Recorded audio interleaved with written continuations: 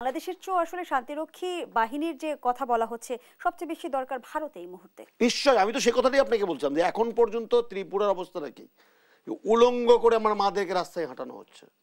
মিডিয়াতে তাদের মিডিয়াতে আমরা দেখেছি, কই সেখানে তো আপনি করেননি। পাখির মতো গুলি করে মানুষ হত্যা করছেন, আপনি তাদের সমর্থন করছেন। এতগুলো মানুষ যারা 1581 জন মানুষকে নির্বিচারে পাখির মতো গুলি করে হত্যা করলো কেন? একটা বৈষম্য বিরোধী বাংলাদেশ করার জন্য। কেন? মেধাবীরা চাকরি পাবে মেধার ভিত্তিতে, সেই আন্দোলনের জন্য। তখন সেগুলোকে আপনি উপেক্ষা করে আপনি শুধুমাত্র একটি দলের স্বার্থ হাসিল করার জন্য আপনি কাজ করছেন। গণঅভ্যুত্থানের পরপরই আমরা যেটি লক্ষ্য করছি যে ভারতীয় মিডিয়ায় সংখ্যালঘু নির্যাতনের একের পর এক বানোয়াট মিথ্যা তথ্য প্রচার করা হচ্ছে, কিন্তু সংখ্যালঘুরা ভারতে কতটা নিরাপদ? একেবারেই নিরাপদ নয়, একেবারেই তো নিরাপদ। আপনি এই যে বর্তমান যে প্রধানমন্ত্রী, তাকে তো কসাই নামে ডাকা হতো, গুজরাটের কসাই হিসেবে। আমরা সেগুলো সমালোচনা করতে চাই না, মুসলমানদেরকে কিভাবে নিগৃহীত করা হয়েছে আমি সেই বিতর্কে না যে এখন পর্যন্ত বাংলাদেশকে বিশ্বাস করে, বাংলাদেশকে ধারণ করে, বাংলাদেশ স্বাধীনতার সার্বভৌমত্বে আস্থাশীল কোনো একজন সংখ্যালঘু মানুষ কি বলেছে যে আমরা এখানে অনিরাপদ আছি?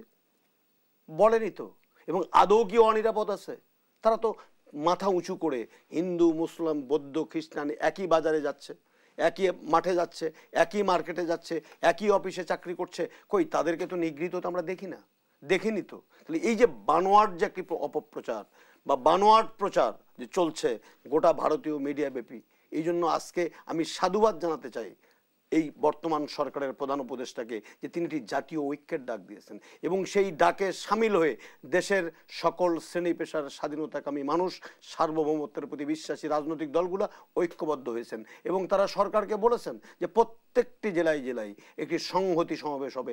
সেই সংহতি সমাবেশে রাষ্ট্র, রাজনৈতিক দল, ছাত্র, সকল শ্রেণী পেশার মানুষকে ভ্রাতৃত্ববোধের কথা বলবে, ঐক্যতানের কথা বলবে, দেশের স্বাধীনতা সার্বভৌমত্বের বিরুদ্ধে যারা ষড়যন্ত্র করছে তাদের মূলোৎপাটন করার কথা বলবে। আমি তো মনে করি কি সাহসী সিদ্ধান্ত প্রধান উপদেষ্টা নিয়েছেন। এই সাথে বিশেষ করে আমাদের দেশের বাংলাদেশের মিডিয়াদেরকে আপনারা যেভাবে ভূমিকা রাখছেন, সমস্ত মিডিয়া অন্তত এই অপপ্রচারে সোচ্চার ভূমিকা রাখবে যেন ভারতীয় মিডিয়ার যে অপপ্রচার, সেই অপপ্রচার যেন ম্লান হয়ে যায় এবং সত্য যেন সারা বিশ্ব দেখে।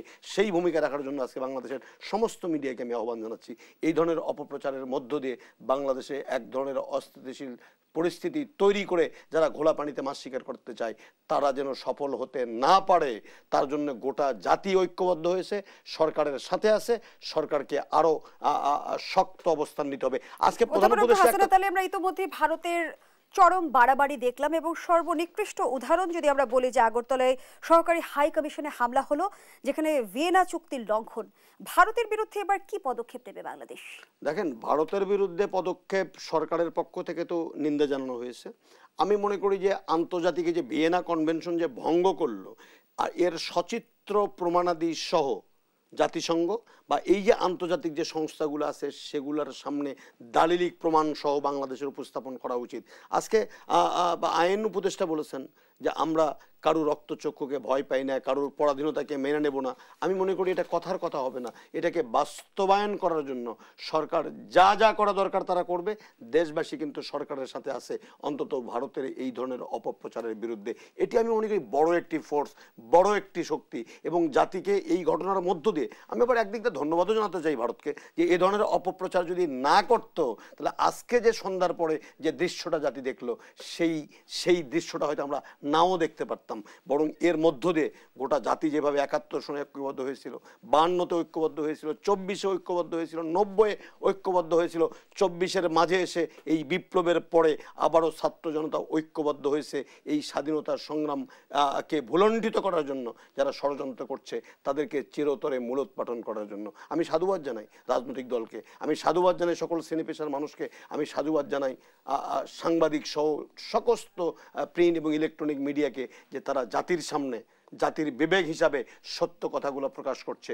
এই ধারাটা অব্যাহত থাকুক, এই ধারা অব্যাহত রাখুক। আমরা আছি সরকারের সাথে, দেশবাসী আছে সরকারের সাথে। অধ্যাপক ডক্টর হাসনাত আলী, আমরা দেখছি যে হাসিনার নতজন পররাষ্ট্রনীতি থেকে বেরিয়ে বাংলাদেশ এখন প্রতিক্রিয়াশীল আচরণ করছে। এই বিষয়টিকে ভারত কিভাবে নিচ্ছে? দেখেন, ভারত যে ভালোভাবে নিচ্ছে না তার বহিঃপ্রকাশ নিয়েই তো আমরা এতক্ষণ কথাবার্তা বললাম। যে ভারত তো সেখানে মাথা নোয়াচ্ছে না, বাংলাদেশ তো মাথা নোয়াচ্ছে না।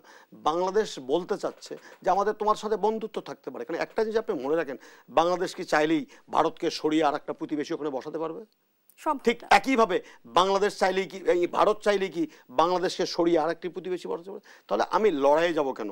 আমি তো বাংলাদেশ সব সময় একটি মর্যাদাগত সম্পর্ক মেনটেন করতে চাই ভারতের সাথে, কিন্তু ভারত যেটি করে সেটা তো মর্যাদার সম্পর্ক তৈরি করতে চায় না। তারা তো আমাদেরকে এক ধরনের কি বলবো, যে একটা ডমিনেটিং উইল নিয়ে বা ডমিনেটিং অ্যাটিটিউড নিয়ে সবসময় তাদেরকে এই কাজগুলো করতে, সেটা তো দুঃখজনক। এক সাগর রক্তের বিনিময়ে অর্জিত আমার স্বাধীন বাংলাদেশ, সেই বাংলাদেশের স্বাধীনতা সংগ্রামীদেরকেও তারা কখনো কখনো স্বীকার করতে চায় না। তারা বলে যে বাংলাদেশ স্বাধীন করে দিয়েছে নাকি তারা। আমার মা বোনেরা ইজ্জত দিল, আমার সন্তানরা, আমার বাবা মারা রক্ত দিল, লাল সবুজের পতাকা খচিত হলো। হ্যাঁ, স্বাধীনতা যুদ্ধে তাদের অবদান তো বাংলাদেশ স্বীকার করে, অস্বীকার করে না তাদের। কিন্তু এই অবদানের প্রতিদান কি আজকে এরকম যে বাংলাদেশের অস্তিত্ব নিয়ে প্রশ্ন করবে? বাংলাদেশের হাই কমিশন সেখানে কাজ করে, সেই অফিসে হামলা হবে, সীমান্তে সমস্ত ল্যান্ডপোর্টগুলো বন্ধ করে দেওয়া, আমদানি রপ্তানি বন্ধ করে দেওয়া হবে, আমাদের জাতীয় পতাকাকে পর্যন্ত অবমাননা করা হয়েছে। এটা তো অস্তিত্বের প্রশ্ন প্রত্যেকটি বাংলা ভাষাভাষী মানুষের, বাংলাদেশিদের জন্য। আমি মনে করি ঐক্যবদ্ধ যে সিদ্ধান্ত আসবে আগামী দিনে, এটা জাতিকে পথ দেখাবে, এবং এই ঐক্যতানের মধ্য দিয়ে সকল ষড়যন্ত্র পরাজিত হতে বাধ্য। আমি রাজনৈতিক দলদেরকে শুধু অনুরোধ করতে চাই, আপনারাই দেশ পরিচালনা করবেন, আপনারাই দেশ শাসন করেছেন, আপনারাই স্বৈরাচার মুক্ত করেছেন, আপনারাই মায়ের ভাষা ফিরিয়ে দিয়েছেন।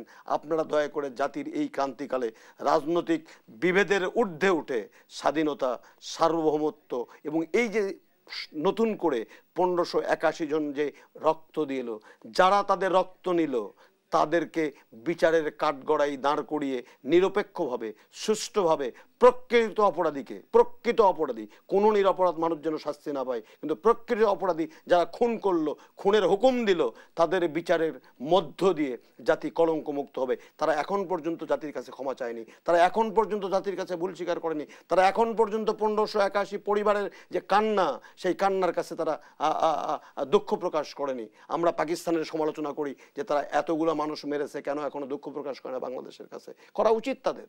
তাহলে এখন নতুন করে যখন আওয়াজ উঠছে যে স্বৈরাচার 1581 জন মানুষকে পাখির মতো গুলি করে হত্যা করলো, যে পতিত সরকার, পলায়নকর সরকার আমার অজস্র মানুষকে পঙ্গুত্ব বরণ করতে হলো, যাদের কারণে, যারা চক্ষু হারালো, দৃষ্টি হারালো, তাদের বিচার হবে না, তাদের বিচার হবে না, তারা দুঃখ প্রকাশ করবে না, ক্ষমা চাইবে না, মাথা উঁচু করে ষড়যন্ত্র করবে। এই ষড়যন্ত্র শুধু ভারতেই কিন্তু হচ্ছে না, আমার দেশের মধ্যেও সেই পতিত সরকারের দোসররা এখনো রাষ্ট্রের বিভিন্ন গুরুত্বপূর্ণ আসনে আসীন থেকে বিভিন্নভাবে ষড়যন্ত্র করছে কিনা তা আমি গোয়েন্দা সংস্থাকে অনুরোধ করবো একজন শিক্ষক হিসেবে, যে দয়া করে আপনারা খতিয়ে দেখুন।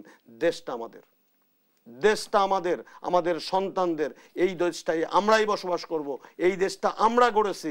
অতএব সেই আমাদের দেশে ভেতর থেকে অন্য দেশের মদতপুষ্ট হয়ে আমার শান্তি, ঐক্য বিনষ্ট করবে, সেটি তো হতে দেওয়া যায় না, হওয়া উচিত নয়। সেক্ষেত্রে সরকারের সকল উদ্যোগে দেশবাসী পাশে থাকবে, এইটুকু বিশ্বাস আমি ছাত্র জনতার প্রতি রাখতে চাই।